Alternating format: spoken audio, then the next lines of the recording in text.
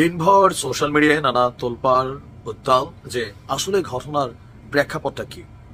যে অভিযোগ এনেছেন আমাদের সাংবাদিক ইলিয়াস যে একটি বাসায় বসে ঢাকা উত্তরের 129টি ওয়ার্ড স্থানীয় প্রশাসকের ইন্টারভিউর ইস্যুতে আপনারা জানেন যে এখানে অনেক টাকা পয়সা, শত কোটি টাকার লেনদেন, তথ্য প্রমাণ সহ এক ধরনের একটা পোস্ট দিয়েছিলেন সাংবাদিক ইলিয়াস। তো দিনভর মিডিয়া পাড়ায় এটা নিয়ে চর্চা হয়েছে। আমরা অবশেষে আসিফ মাহমুদ সজীব ভুইয়ার একটা কি বলা হয় যে রূপক অর্থে ক্লারিফিকেশন, আমি যদি বলি সরাসরি সাংবাদিক ইলিয়াসের এই অভিযোগকে নিয়ে তিনি কোনো বক্তব্য দেননি। তবে সাংবাদিক ইলিয়াস যে ইস্যুটা নিয়ে কথা বলেছেন, স্থানীয় সরকার প্রশাসক যেটা, এটা সম্পর্কে তিনি একটা বক্তব্য দিয়েছেন ঘুরিয়ে ফিরিয়ে, যে কোথাও না কোথাও সাংবাদিক ইলিয়াসের যে অভিযোগ সেটা ভিত্তিহীন, এটাই সম্ভবত তিনি বোঝাতে চেয়েছেন। তার স্ট্যাটাসটা কি? আমাদের পল্লী উন্নয়ন ও সমবায়, যুব ও ক্রীড়া উপদেষ্টা এবং স্থানীয় সরকারের যিনি অন্তর্বর্তী সরকারের উপদেষ্টা হিসেবে দায়িত্ব পালন করছেন সচিব ভুইয়া, তিনি তার সোশ্যাল মিডিয়া প্ল্যাটফর্মে একটি স্ট্যাটাস দিয়েছেন। তিনি লিখেছেন যে স্থানীয় সরকার বিভাগ থেকে ওয়ার্ড প্রশাসক নিয়োগ দেওয়ার কোনো সিদ্ধান্ত হয়নি। এখনো স্থানীয় সরকার নির্বাচনের বিষয়টি সরকারের বিবেচনাধীন, তাই নির্বাচনের সিদ্ধান্ত চূড়ান্ত হওয়ার পূর্বে প্রশাসক নিয়োগের প্রশ্নটা অবান্তর। কথাটা নিশ্চয়ই বুঝতে পেরেছেন। এর পরের অংশে তিনি লিখেছেন, জনগণ প্রাত্যহিক নানা সেবার প্রয়োজনে স্থানীয় সরকারের উপর নির্ভরশীল।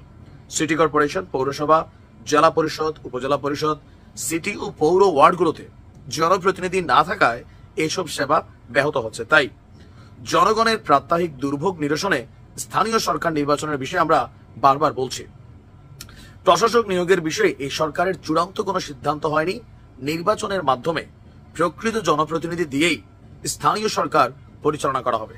আপনাদের খেয়াল থাকার বিষয় নিশ্চয়ই, বিএনপি বলছে যে জাতীয় সংসদ নির্বাচন আগে, কিন্তু এই ছাত্র উপদেষ্টাদের যে দল, মানে তাদের টিম বি, জাতীয় নাগরিক পার্টি, তারা দাবি করছে বারবার যে স্থানীয় সরকার নির্বাচনটা আগে দেওয়া উচিত। এখন যে স্থানীয় সরকার নির্বাচনের একটা পার্ট হচ্ছে সাংবাদিক ইলিয়াস যে জায়গাতে তিনি অভিযোগ এনেছেন যে 129টি ওয়ার্ডে যাদেরকে নিয়োগ দেওয়া হবে তাদেরকে কাউন্সিলের প্রতি 50 লক্ষ টাকা লেনদেনের একটা ভিডিও আমি আজকে দিয়েছি। নিশ্চয়ই আপনারা দেখেছেন, যদি না দেখেন আমার পেজে দেখে নেবেন অথবা ইউটিউব চ্যানেলে দেখে নেবেন।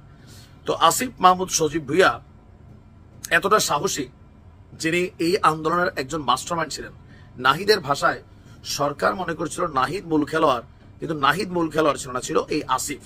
এত সাহসী ছেলে, কিন্তু আজকে যখন সাংবাদিক ইলিয়াস এত বড় অভিযোগ আনলেন, তিনি তার সোশ্যাল মিডিয়া প্ল্যাটফর্মে এটা নিয়ে সরাসরি সাংবাদিক ইলিয়াসের বিরুদ্ধে অথবা তার এই অভিযোগের বিরুদ্ধে কোন ধরনের স্পষ্ট কোনো বক্তব্য দেওয়ার সাহস তিনি দেখাননি।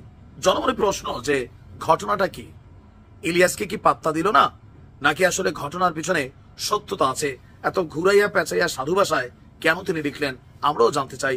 সাংবাদিক ইলিয়াস আপনার বিরুদ্ধে যে অভিযোগ তুলেছে, আপনি এটা সম্পর্কে মুখ খোলেন। কথায় কথায় তো অনেক স্ট্যাটাস দেন, আমরা চাই আপনি আপনার অবস্থান পরিষ্কার করবেন।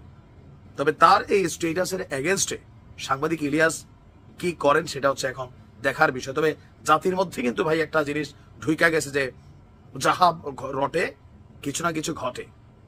আসলে কি তাই? আমরা অপেক্ষায় আছি। ভালো থাকুন।